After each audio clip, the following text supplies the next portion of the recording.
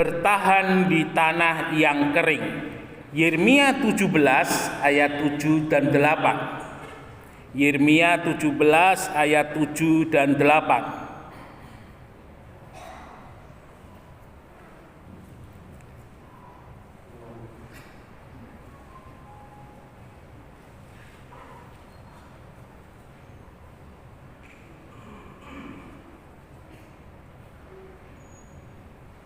Yeremia 17 ayat 7 dan 8, demikian firman Tuhan. Diberkatilah orang yang mengandalkan Tuhan, yang menaruh harapannya pada Tuhan. Ia akan seperti pohon yang ditanam di tepi air, yang merambatkan akar-akarnya ke tepi batang air, dan yang tidak mengalami datangnya panas terik, yang daunnya tetap hijau, yang tidak khawatir dalam tahun kering, dan yang tidak berhenti menghasilkan buah. Ya, Bapak Ibu Saudara yang dikasihi oleh Tuhan, tanah kering adalah sesuatu hal yang tidak kita kehendaki. Karena ketika tanah itu kering, artinya tidak ada sesuatu hal yang bisa kita dapatkan atau sesuatu hal yang sulit di dalam kehidupan kita. Nah, di dalam firman Tuhan ada satu hal yang menarik. Justru tanah kering dijadikan oleh Tuhan sebagai kesempatan bagi orang percaya untuk melihat bahwa Allah itu hidup. Ya. Di tanah kering Tuhan menunjukkan bahwa Allah itu pemelihara. Karena ketika seseorang berada di tanah kering, tidak ada yang menjadi pengharapan di dalam kehidupannya kecuali hanya Tuhan. Nah, ini juga seringkali terjadi di dalam kehidupan kita sebagai orang percaya. Karena tanah kering ini bisa berbicara kesulitan dan kesukaran di dalam kehidupan ini. Dan kadang di dalam kehidupan kita Tuhan izinkan sesuatu hal di luar keinginan kita, di luar prediksi kita, bahwa hal-hal yang tidak mungkin terjadi tetapi tiba-tiba terjadi. Dan hal yang terjadi itu bukan satu hal yang menguntungkan, tetapi pada saat itu justru itu hal yang paling menyedihkan, hal yang paling menyusahkan. Bapak Ibu Saudara yang dikasihi oleh Tuhan, ada beberapa kisah di dalam firman Allah bagaimana tanah kering itu justru Tuhan pakai supaya umatnya melihat bahwa Allah yang mereka punya itu hidup, bahwa Allah yang mereka punya itu luar biasa. Kita tidak akan bisa melihat bahwa Yesus itu ajaib, Yesus itu luar biasa kalau kita tidak menerima berkat Tuhan, penyertaan Tuhan ketika berada di tanah kering.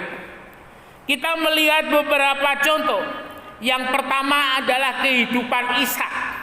Ishak suatu saat dia pernah berpikir untuk ke Mesir karena di Kanaan lagi terjadi panas.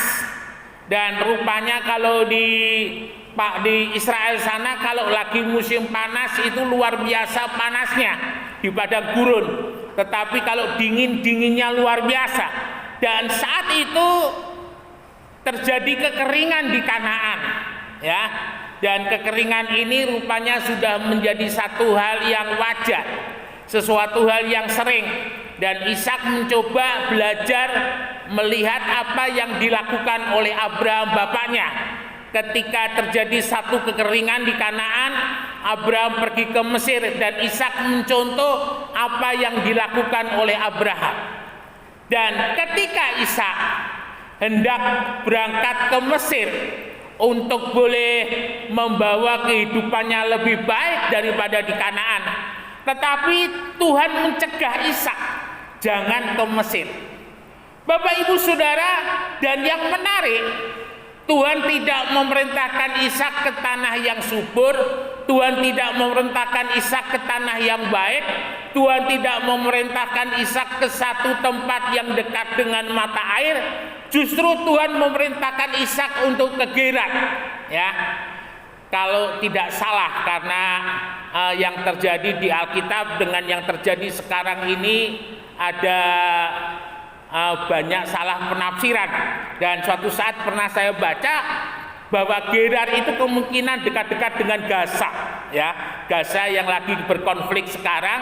Jadi Gaza itu dulu adalah wilayah dari Israel, karena Israel ada perjanjian untuk dengan Palestina memberikan kesempatan Palestina merdeka, sehingga untuk menghormati keputusan itu Israel memberikan Gaza dan Yeriko.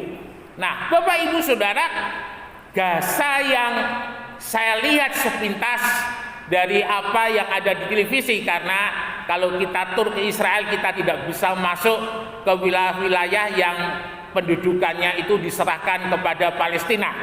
Jadi kita hanya memantau dari jauh.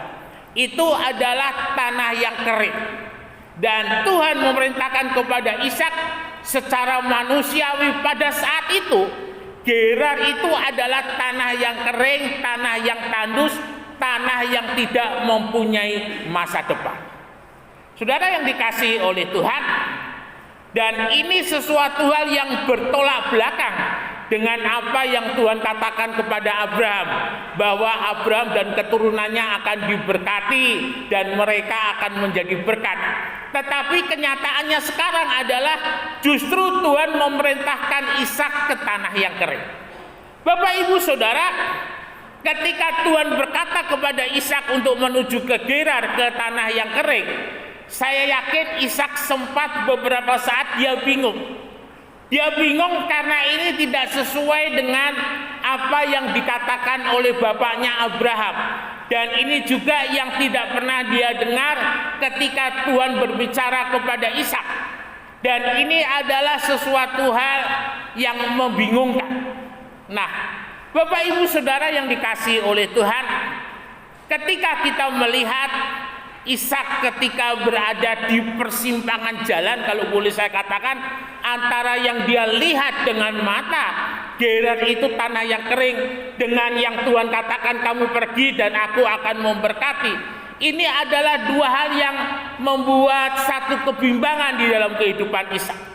Dia pergi dengan mata jasmani, Gerar itu kering.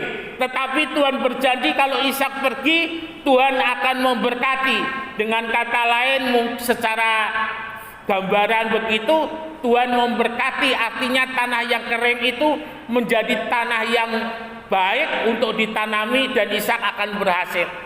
Nah, saudara-saudara, ketika kita berada di dalam posisi seperti ini adalah sesuatu yang dilematis. Kita maju secara manusiawi menguntungkan seperti halnya Lot. Ketika Lot pergi ke Sodom dan Gomora, dia ada di sepanjang sungai Yordan. Artinya ada banyak air, ada banyak rumput. Tetapi yang tidak dilihat oleh Lot, yang tidak dipilih oleh Lot, itu adalah tanah yang tandus. Tetapi justru itu yang dipilih oleh Abraham, dan Tuhan katakan aku akan memberkati engkau. Bapak Ibu Saudara, pengalaman iman akan menghadapi hal yang demikian, yang tidak dipikirkan oleh akal kita, yang tidak pernah dibayangkan oleh kehidupan kita, justru itu yang Tuhan berikan dalam kehidupan kita. Ya, ketika ayah saya pertama kali di Tuban tahun 67 bulan Juni kalau tidak bulan April itu ya, itu beliau sudah mendapat surat tugas ke DPPS Manokwari ya, ke Dr. Elkanatan, sekarang saudara Asben yang di sana. Dan waktu itu kapal itu lama menunggu, sampai kalau tidak salah itu 3 bulan atau 4 bulan kapal dari Perak ke Manokwari itu tidak ada. Sampai akhirnya di Tuban itu ada masalah, kemudian hamba Tuhannya pergi ke Tambakboyo, lalu ayah saya diperintahkan Om Ishak ditugaskan untuk pergi ke Tuban. Nah, Bapak Ibu Saudara, ketika ayah saya diperintahkan ke Tuban, ayah saya sempat tanya-tanya, lalu kemudian dengan beberapa orang, dan mereka katakan, Brul, Tuban itu, jadi Brul itu bahasa Belanda ya, bahasa Inggrisnya itu brother, saudara laki-laki. Kalau sis itu dari sister, saudara perempuan. Dan ketika beliau berkata akan di Tuban, banyak teman-teman beliau yang mengatakan Tuban itu daerahnya tandus, Tuban itu orangnya atos ya. Tetapi beliau percaya ketika ini sudah menjadi kehendak Tuhan, maka yang atos, yang tandus itu akan dilunakkan dan digemburkan oleh Tuhan. Dan beliau akhirnya pergi. Saya ingat ketika pertama kali beliau ada di Tuban, dan itu ada ini ya, sewa di Kamagung, di sebelahnya jembatan Kamagung. Nah itu beliau ada sewa di sana, lalu beliau sempat saksi pertama kali ketika datang di Tuban itu jemaatnya sekitar 6 atau 700, enggak, 6 atau 7 orang, dan mereka semuanya sudah emak-emak, sudah tua-tua, dan itu menjadi tantangan tersendiri. Bapak Ibu Saudara, tetapi beliau begitu yakin bahwa ketika beliau mulai memenuhi apa yang menjadi kehendaknya Tuhan untuk melayani di Tuban, pasti akan ada satu waktu, akan ada satu masa yang tidak baik itu menjadi baik, yang buruk itu menjadi baik, yang tandus itu menjadi gembur. Dan akhirnya beliau melayani, dan luar biasa dari yang 6 orang itu bertambah-tambah sampai dengan hari ini. Nah, Bapak Ibu Saudara yang dikasihi oleh Tuhan, demikian juga yang dialami oleh Ishak. Ishak ketika dia melihat antara kenyataan dan firman, Ishak lebih memilih mengikuti firman Tuhan. Nah ini juga harus menjadi keputusan di dalam kehidupan kita sebagai orang percaya. Di dalam memilih kita, keputusan firman Tuhan itu adalah yang paling baik.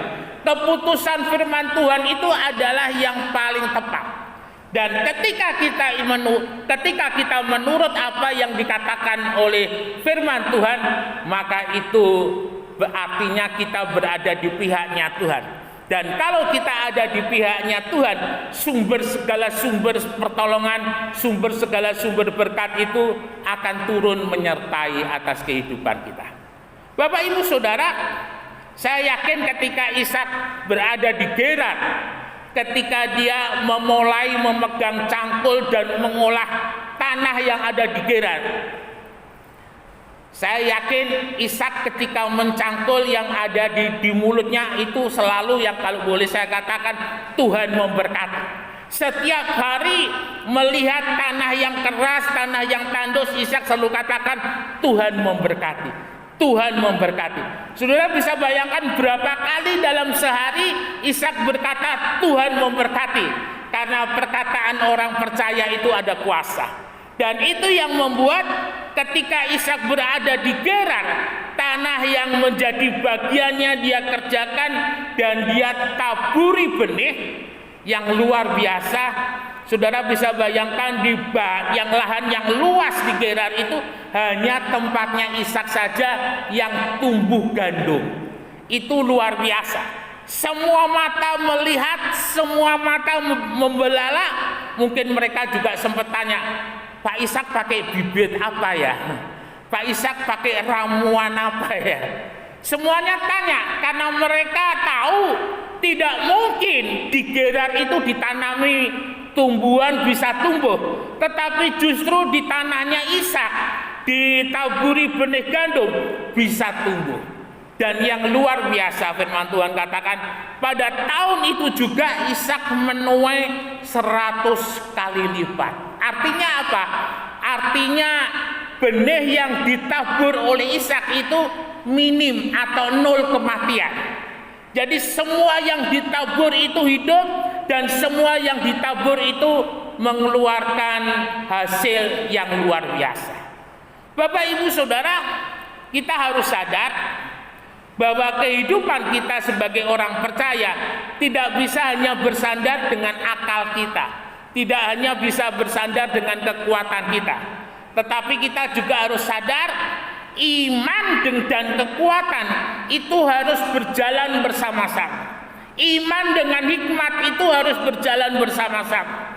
Artinya apa yang Tuhan beri, apa yang Tuhan mau, dan apa yang kita kerjakan ini harus jalan sama-sama. Ketika kita berjalan sendiri tanpa adanya tuntunan Tuhan, tanpa adanya berkat Tuhan, maka yang kita kerjakan itu hasilnya pun juga nol.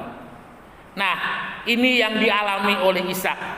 Di tanah yang kering, di tanah yang tandus, Ishak boleh bertahan karena ada berkat Tuhan di sana. Karena ada berkat Tuhan yang memelihara di dalam kehidupan Ishak. Saya sih nggak sampai tahunan ya, karena di Pulau Rejo itu hanya 2 tahun. Bulan-bulan pertama ketika saya di Pulau Rejo, saya pun juga mengalami seperti kurang lebih ya, tapi dalam arti tidak sampai seperti Ishak. Tetapi memang jemaat di Pulau Rejo ketika ya saya di sana itu tinggal 2 orang ya, jadi tinggal 2 orang. Jadi setiap kali saya ke sana itu jemaatnya beribadah dengan saya itu hanya 3 orang, dan itu saya jalani kurang lebih selama 3 bulan.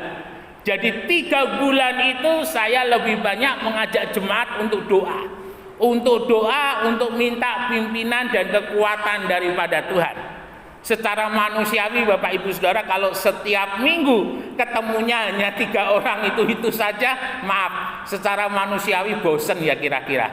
Tetapi pada saat itu saya justru merasa tertantang bahwa bagaimana dengan 3 orang itu bisa bertambah. Dengan 3 orang yang mustahil untuk bisa berkembang, saya percaya menjadi tantangan bagi saya untuk Tuhan tambahkan dengan jiwa-jiwa. Sampai suatu saat ketika saya naik sepeda, saya seringkali sore itu naik sepeda dari Pulau Rejo itu ke arah Pari, itu lewat di perkebunan tebu. Suatu saat Tuhan izinkan saya ketemu dengan yang namanya Pak Mul, dan konon Pak Mul ini adalah tukang curi ayam. Jadi kandang yang besar, kalau sekarang itu kandangnya Pak Hartono mungkin itu bisa jadi sasaran ya. Sama Pak Mul itu dia kalau nyuri ayam itu enggak seekor 2 ekor, tetapi sampai ratusan ekor. Itu keahlian daripada Pak Mul. Sampai akhirnya beliau sakit dan akhirnya beliau tidak bisa disembuhkan oleh siapapun, dan akhirnya diperkenalkan kepada saya kenalkan kepada Tuhan Yesus, kita berdoa dan Pak Mul disembuhkan. Nah, sejak mulai saat itu rupanya kisah dari Pak Mul itu terdengar ya, sehingga itu menarik, ada banyak orang di sekitar tempat itu percaya kepada Tuhan. Nah, Bapak Ibu Saudara yang dikasihi oleh Tuhan, artinya apa? Artinya selalu ada pertolongan, selalu ada jalan keluar yang Tuhan berikan di dalam kehidupan kita. Tuhan tidak pernah kurang jalan. Tuhan selalu membuka jalan karena Dia adalah jalan. Yang dialami oleh Ishak ini, ketika Ishak menurut, Tuhan mampu mengadakan mujizat, Tuhan mampu mengadakan yang mustahil, Tuhan mampu mengadakan yang Ishak tidak mungkin bisa lakukan. Tuhan bisa lakukan semuanya itu untuk kesejahteraan daripada Ishak. Ini pengalaman daripada Ishak ketika dia di Gerar. Selanjutnya kita mau melihat pengalaman daripada bangsa Israel. Bapak Ibu Saudara, bangsa Israel ketika keluar dari Mesir, memang mereka membawa bekal, tapi bekalnya tidak banyak. Karena ketika mereka berjalan dari Mesir sampai ke pinggir Laut Tebro itu kurang lebih sekitar 6 hari kalau tidak salah, itu mereka menghadapi Laut Tebro.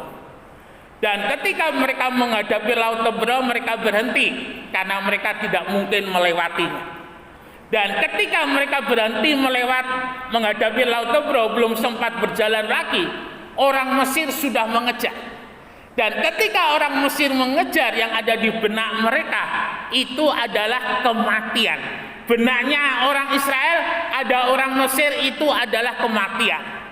Tetapi bagi Musa, bagi Tuhan tidak demikian. Bangsa Israel harus tetap jalan, bangsa Israel harus tetap menuju yang dijanjikan oleh Tuhan.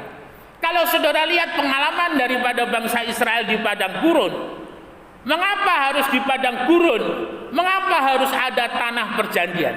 Di padang gurun kita melihat itu sebagai sebuah proses, sebagai sebuah pengalaman yang Tuhan izinkan terjadi dalam kehidupan bangsa Israel untuk mengenal Tuhan. Ada satu pepatah mengatakan tidak kenal maka tidak sayang. Bangsa Israel tidak akan percaya kepada Tuhan sebelum dia mengenal Tuhan. Bangsa Israel tidak akan percaya kepada Tuhan sebelum dia tahu siapakah Tuhan itu.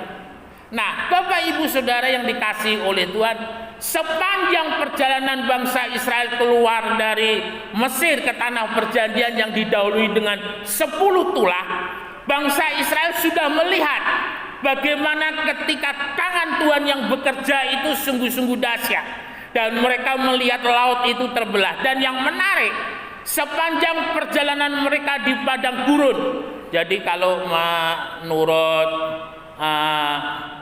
penelitian yang sudah dilakukan oleh James Watt kalau tidak salah, sebenarnya bangsa Israel itu tidak melewati seperti yang sekarang, bukan Gunung Sinai yang sekarang, tetapi mereka harus melewati daerah Arab, ya. Dan ketika ditelusuri, ada memang bekas-bekas yang ditunjuk oleh Alkitab itu persis seperti yang ada di tanah Arab. Dan tanah itu belum dibuka sampai sekarang oleh pemerintah Arab. Ya mungkin ada banyak hal lah kira-kira. Entah kalau nanti Tuhan izinkan sudah dibuka, kita bisa lihat bagaimana perjalanan bangsa Israel yang sesungguhnya ketika mereka ada di padang gurun. Bapak Ibu Saudara, ketika 2 juta orang itu keluar dari Mesir, kita melihat tidak ada satupun sponsor yang menyertai mereka. Tidak ada satupun sumber pertolongan yang bersama-sama mereka. Mereka hanya bersama-sama dengan Tuhan. Artinya, kalau mereka dikasihi oleh Tuhan dan mereka diberkati oleh Tuhan, mereka hidup. Kalau Tuhan menghukum mereka, mereka mati. Itu aja gambarannya. Dan bangsa Israel kita lihat bagaimana setiap hari, setiap saat mereka diberkati oleh Tuhan. Sepanjang perjalanan bangsa Israel ketika mereka di padang gurun, saya ingat ketika di Yordania ke Qumran, ya, itu saya sempat pergi ke tempat daripada Yohanes Pembaptis sebagai salah satu tokoh daripada suku Beduin di sana. Saya coba melihat satu tempat orang Yohanes Pembaptis awal mula-mula itu membaptis itu seperti apa. Itu ada sebuah market begitu, satu kota kecil. Saya tidak tahu kota itu sudah dibuat atau memang asli sejak awal. Mungkin juga karena usianya juga sudah tua.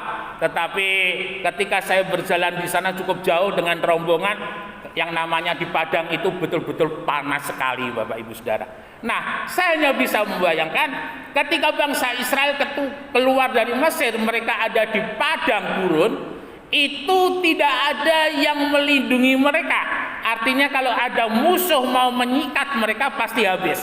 Kalau ada musuh yang menyerang mereka, mereka pasti tamat. Tetapi Tuhan menyertai. Tuhan katakan dalam tiang awan siang hari, tiang api malam hari, Tuhan selalu menyertai bangsa Israel. Ini menarik sekali. Bahwa di dalam kehidupan kita, di dalam cara Tuhan memperkenalkan dirinya di dalam kehidupan bangsa Israel, sama dengan cara Tuhan memperkenalkan dirinya di dalam kehidupan kita. Satu kata di dalam Matius 1:23, Immanuel, Allah beserta dengan kita.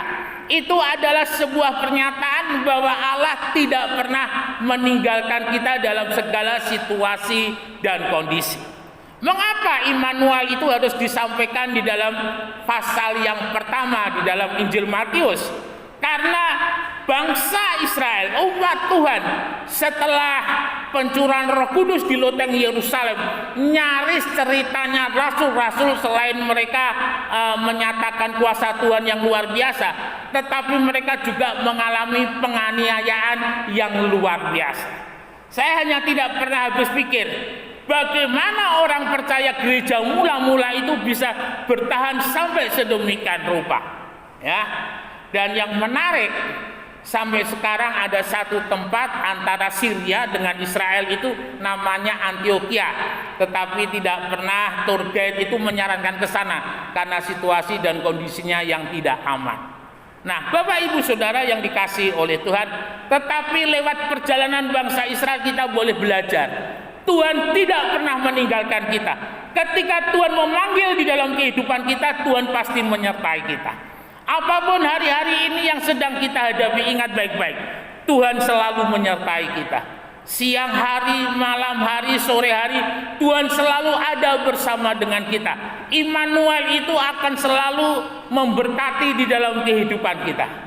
Jadi artinya sekarang bagi kehidupan kita orang percaya jalan saja kemana Tuhan tuntun, kemana Tuhan bimbing kita jalan. Masing-masing kita dengan segala profesi yang kita punya, kita jalan sesuai dengan pimpinan Tuhan. Yakinlah akan ada satu titik di mana yang Tuhan janjikan itu menjadi kenyataan. Ada satu masa yang Tuhan janjikan itu akan kita terima dan memberkati di dalam kehidupan kita. Orang percaya itu kuncinya sabar.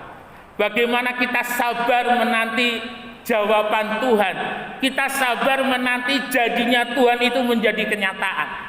Dan ulang kali kita melihat kesalahan daripada umat Tuhan di dalam firman-Nya adalah tidak adanya kesabaran di dalam kehidupan umatnya. Bangsa Israel gagal masuk tanah perjanjian karena mereka tidak sabar. Selalu mereka katakan, Musa bawa kami kembali ke Mesir. Ulang kali kesabaran itu menjadi satu hal yang penting dalam kehidupan kita. Mari Bapak Ibu Saudara yang dikasihi oleh Tuhan, ketika Tuhan izinkan kita berada di tanah kering, bukan Tuhan tinggalkan, tetapi Tuhan sertai. Karena di tanah kering itu berkat Tuhan dilimpahkan, di tanah kering itu pertolongan Tuhan dinyatakan, di tanah kering itu kuasa Tuhan dinyatakan, memberkati di dalam kehidupan kita. Sehingga kita boleh menjadi saksi, boleh menjadi terang bagi kemuliaan nama Tuhan. Immanuel, Tuhan Yesus memberkati, beri kemuliaan bagi nama Tuhan. Mari kita sama-sama bangkit berdiri, kita naikkan ucapan syukur di hadapan Tuhan.